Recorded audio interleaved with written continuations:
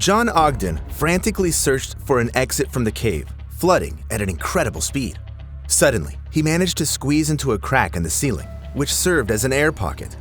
At that moment, John realized with horror that his fellow cavers were dying in the water right next to him. But he couldn't do anything. The crevice could only fit him. He had to wait until rescuers could pump out the water, and the water rose to John's neck, then submerged him completely. On that day in Bob Leakey's cave, 6 people died. Yet on the pain scale, such a horrific death as drowning only reaches a score of 7.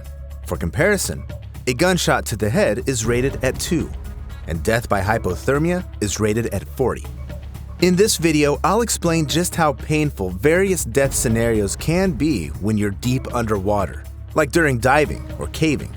Watch until the end to find out which pain reaches a staggering 48. But here's a warning: viewer discretion is advised.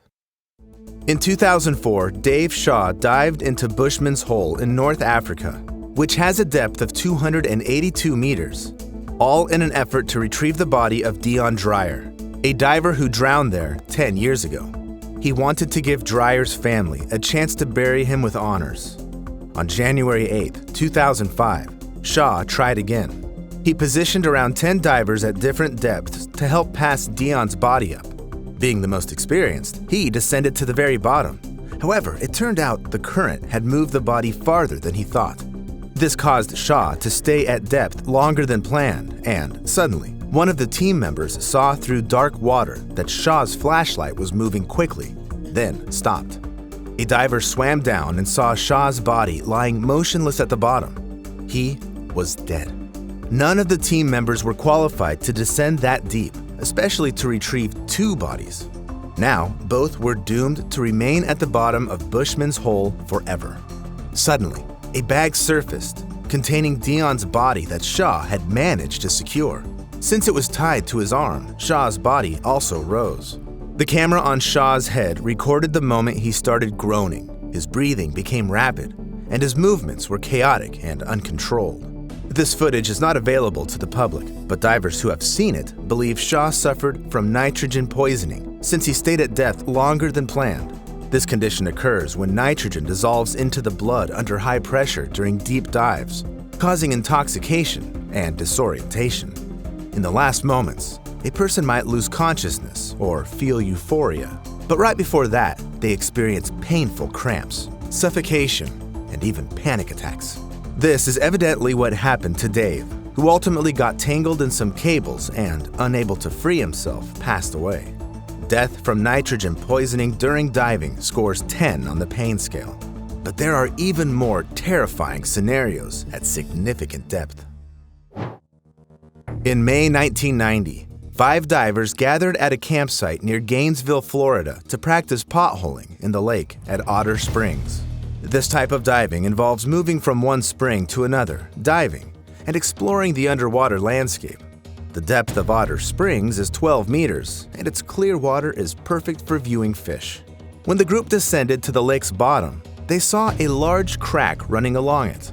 The divers knew the lake connected to an extensive underwater cave system, but none of them were certified for cave diving.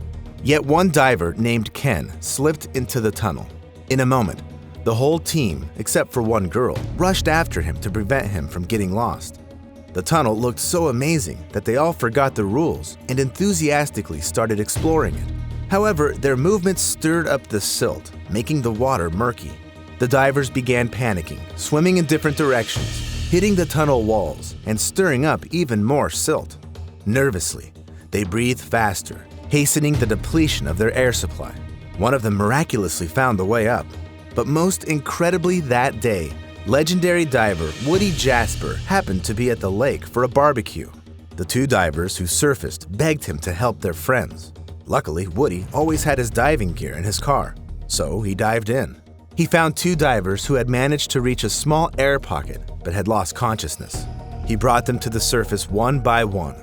The last one left was Ken. Sadly, Ken had been underwater the longest and had drowned. When a person holds their last breath for too long and finally inhales, they choke as water enters the airways, blocking oxygen from reaching the lungs.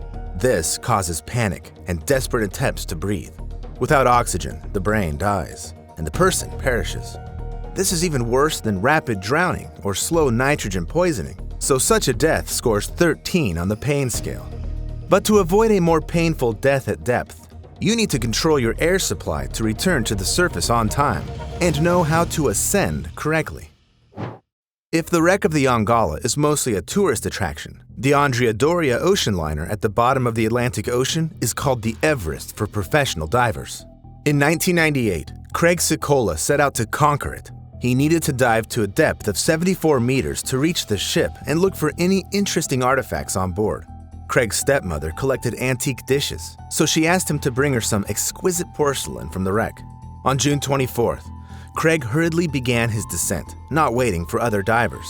The day before, he and his partner had already explored the sunken ship's interior and found where the coveted porcelain might be. However, diving alone to such a depth was a very risky undertaking. But Craig knew his colleagues wouldn't let him venture into the liner's dining room. It was a perilous area. Broken table legs protruded from all sides like sharp spears. Nonetheless, he carefully navigated around them and picked up 3 pieces of porcelain from the floor, fragments of a dinner plate, a serving platter, and a bowl. Craig placed them in a mesh bag attached to his belt and made his way out of the Doria. In an instant, he realized he couldn't find the anchor line of the boat he arrived on. However, he decided to ascend without waiting for the others. He tied one end of a rope to the sunken ship and attached an inflatable buoy to the other end, which was supposed to slowly lift him upward. The crew saw the buoy surface and rushed to meet Craig, but he surfaced face down.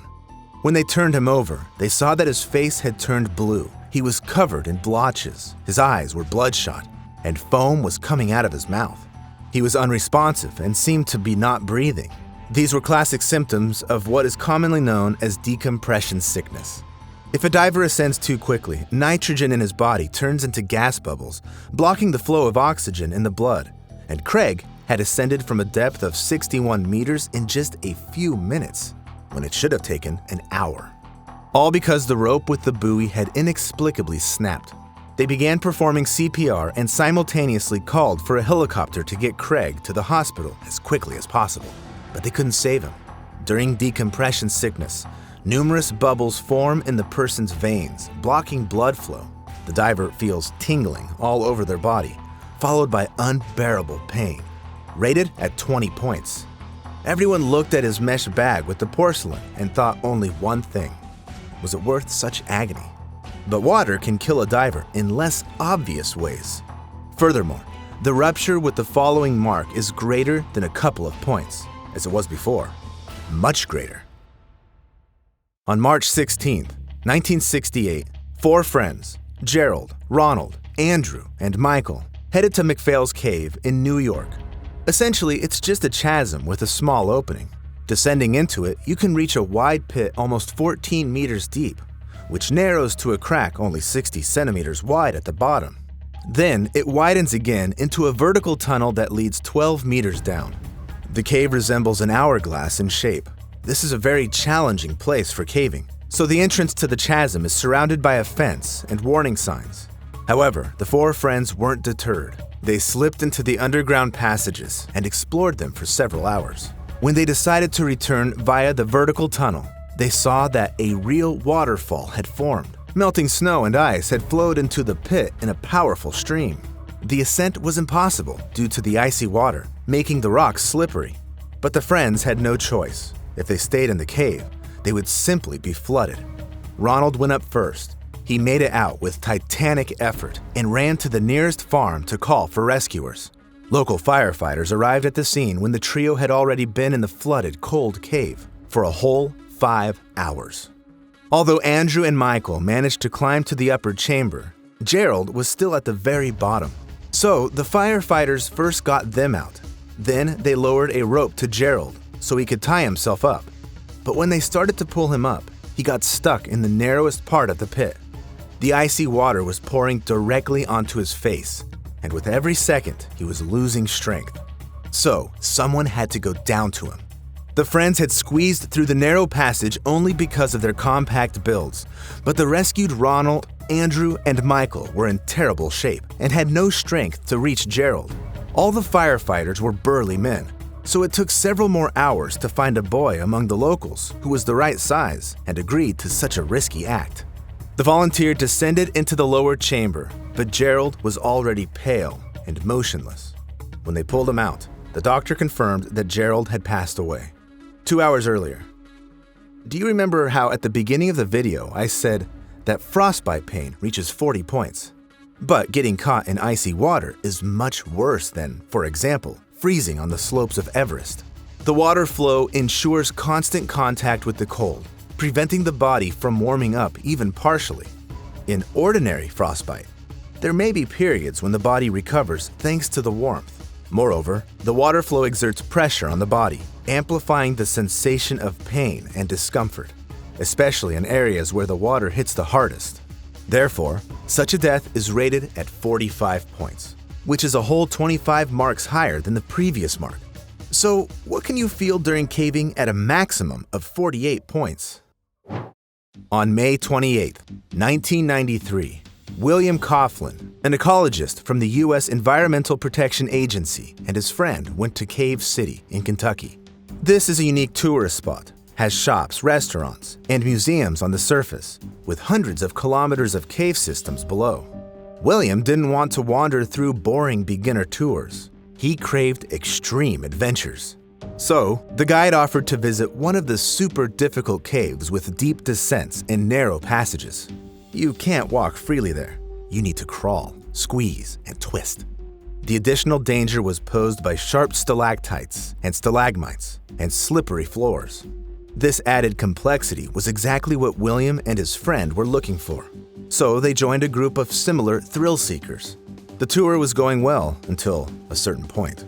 The cave was equipped with only basic hanging rope ladders, and William lost his grip on one of them. He fell and hit his head on a rock. William was still conscious, but was rambling and talking incoherently, indicating a serious injury. But the guide didn't hurry to call for help and said that William had to make his way back on his own. Together, everyone helped him climb a couple of ladders and even pulled him through one passage, but they couldn't get him through the next narrow tunnel. He got stuck. The group tried to pull him out from the other side, but instead, William got stuck even more, to the point where he could barely speak or breathe. The rocky walls pressed against his diaphragm and lungs, making every breath physically difficult. On top of that, he was stuck head down. In such a position, William's lungs likely began filling with fluid, as his breathing sounded raspy. At this point, William's friend couldn't hold back and started yelling at the guide to finally call for help. In fact, the park worker should have done this much earlier, but he didn't want to scare off visitors with a rescue operation. Finally, medics and rescuers arrived at the incident site.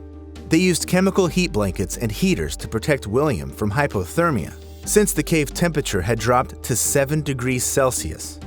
They attached 2 ropes to William to pull him out of the trap, but with each tug, he felt excruciating pain. The rocks sticking out from the walls scraped his body, making him groan and cry out in pain. The rescue felt like torture to William, but there was no other way out. These hellish agonies lasted a long 17 hours, after which William passed away. Such pain on the scale reaches the highest mark of 48 points. Diving and caving are not the only sports that can pose a deadly threat. Mountaineering, skydiving, and wingsuit flying are equally dangerous. I make these videos so you can learn from others' mistakes and think twice before deciding on any extreme activity. Which one would you like to hear about in the next video? Write in the comments, subscribe to the channel, and most importantly, take care of yourself.